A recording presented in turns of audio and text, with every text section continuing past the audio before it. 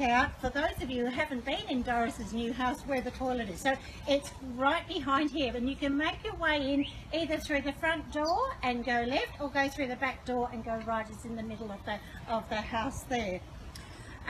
In the event of an emergency, I'll just ask you to make your way across the road over there into an open space. And once again, same thing, if you smoke, go out into the open space. Please don't smoke around children or anyone like that. And it is a hot night, so make sure you drink lots of water. Okay, thank you.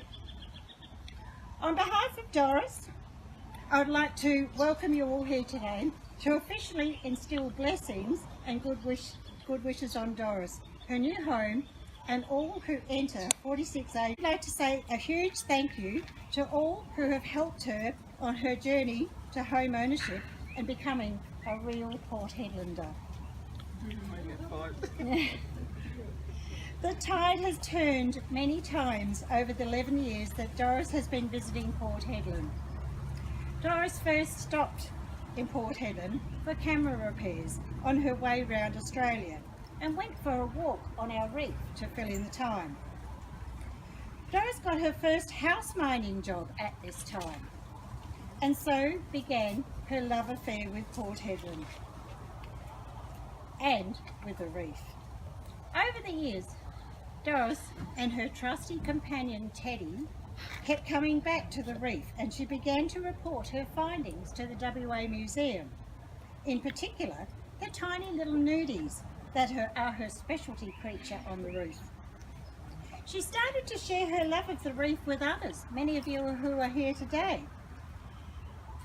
who had not seen the reef quite the way that Doris sees it, and had gathered a band of helpers that now assist her on her very popular and famous reef walks.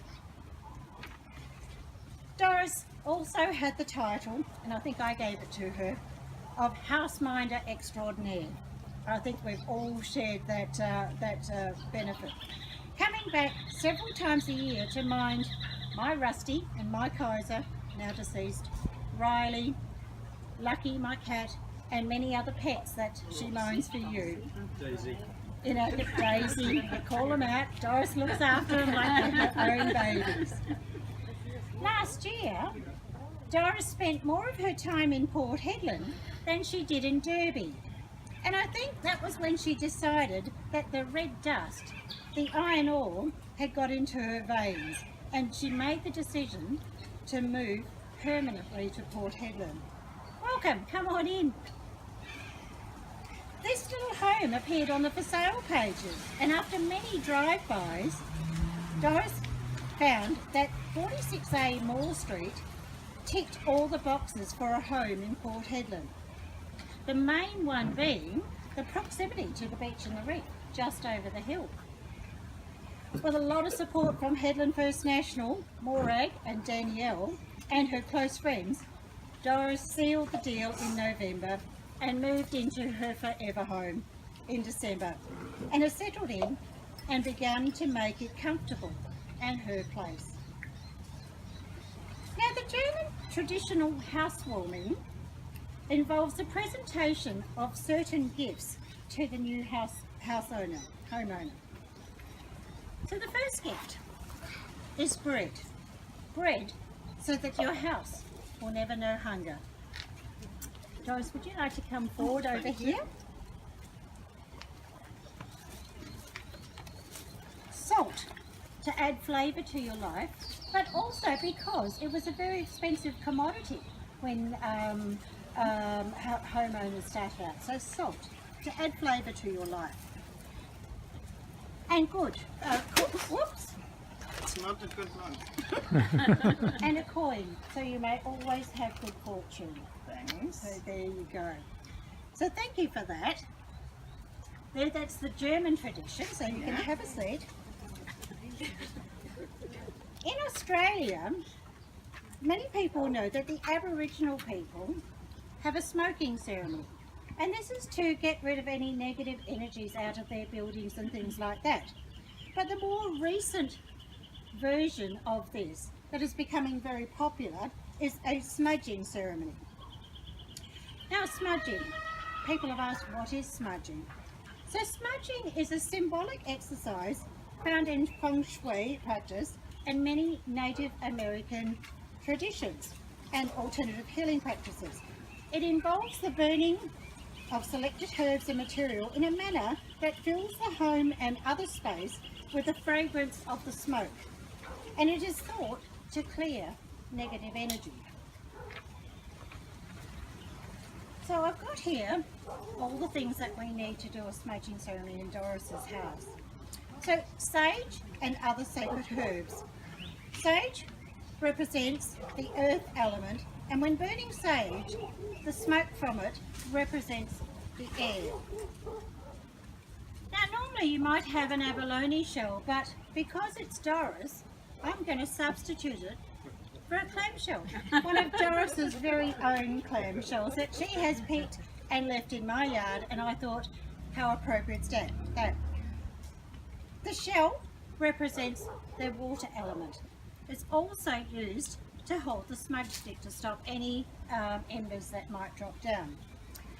The feather represents the air element, and of course a lighter to represent fire, all the elements of nature. Now I'm going to conclude with a little smudging ceremony where I'm going to walk through Doris's house and I'm going to instill good wishes, good blessings and positive energy into Doris's house with my smudge stick. When I do that, and I'm going to bring it out, I ask or offer you the opportunity once again to walk through the house, and you can all put your own blessings on Doris's house for a happy life and a healthy life, and just your own blessings and good wishes. One of the things when you're walking through her house is that you walk in a clockwise direction. So you'll go in through this door and walk through and come out that door then. So I'm hoping that the wind's not going to interfere here. So I'm going to light this.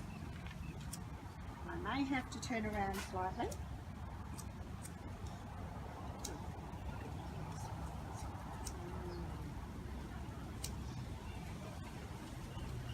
And as I light it, I'm going to say a little verse. May this home be a place of happiness, health, harmony, generosity, hope, a home of creativity and kindness. May all who enter this home be blessed with joy and peace. Now, thank you very much for coming along tonight. I'm going to walk through the house. I'm going to come back and put this on the table if anyone else wants to. But thank you for your coming along tonight, and enjoy your hospitality and the hospitality of Doris in her new home. Thank you. Thank you.